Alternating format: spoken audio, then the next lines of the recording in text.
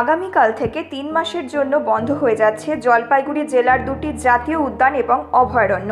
স্বাভাবিকভাবে এই 3 মাস জঙ্গলে পর্যটনের সমস্ত কাজকর্মই বন্ধ থাকছে। জলপাইগুড়ি বন্যপ্রাণ বিভাগের পক্ষ থেকে বন আধিকারিক দিব্যপ্রতিম সেন জানান, প্রতি বছর বর্ষায় জঙ্গল বন্ধ রাখা হয়।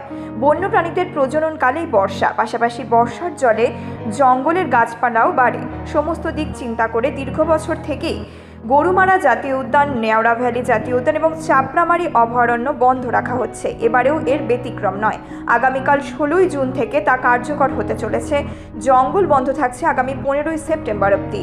এটার রিজন হচ্ছে যে এটা মনসুন ক্লোজার, যেটা প্রত্যেক বছর হয়। এই পিরিয়ডের মধ্যে অ্যানিমালসদের ব্রিডিং সিজন হয়, তো ওই জন্য একটা period of least disturbance to the flora and fauna provide করার জন্য 16th থেকে হবে। It will continue up to 3 months।